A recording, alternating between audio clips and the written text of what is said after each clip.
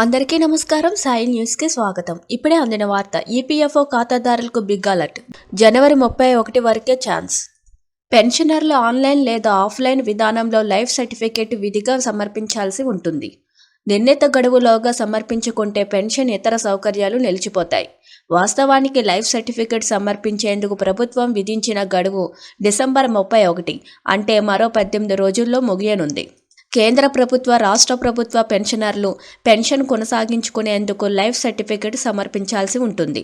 వాస్తవానికి ప్రభుత్వం డిసెంబర్ 31 చివరి తేదీగా నిర్ణయించింది. ఇప్పుడు గడువును 1 నెల రోజులు పొడిగిస్తూ ప్రభుత్వం నిర్ణయం తీసుకుంది. అంటే 2025 జనవరి 31 వరకు పెన్షనర్లు లైఫ్ సర్టిఫికేట్ సమర్పించవచ్చు. లైఫ్ సర్టిఫికేట్ను ఆన్లైన్ లేదా ఆఫ్లైన్ విధానంలో దాఖలు చేయవచ్చు. ఈ సేవ, ఈ మిత్ర, బయోమెట్రిక్ విధానం, ఆన్లైన్ పెన్షన్ పోర్టల్లో దాఖలు చేయవచ్చు. ప్రస్తుతం పెన్షనర్లు లైఫ్ సర్టిఫికేట్ సమర్పించే గడువు తేదీని వచ్చే ఏడాది జనవరి 31 వరకు, అంటే 1 నెల రోజులు పొడిగిస్తూ రాజస్థాన్ ప్రభుత్వం నిర్ణయం తీసుకుంది. ఇప్పుడిక వచ్చే ఏడాది జనవరి 31లోగా లైఫ్ సర్టిఫికేట్ సమర్పించకుంటే ఫిబ్రవరి నుంచి పెన్షన్లు నిలిచిపోనున్నాయి.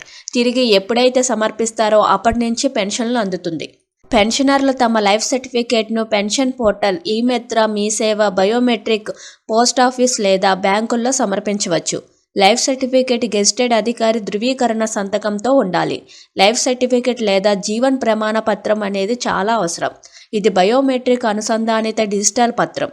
కేంద్ర, రాష్ట్ర ప్రభుత్వాల పెన్షనర్లు విధిగా సమర్పించాల్సి ఉంటుంది. చూస్తున్నారు కదా ఫ్రెండ్స్, ఇలాంటి లేటెస్ట్ న్యూస్ కోసం మన ఛానల్ని లైక్ చేయండి, షేర్ చేయండి, సబ్స్క్రైబ్ చేసుకోండి. Thank you for watching this video.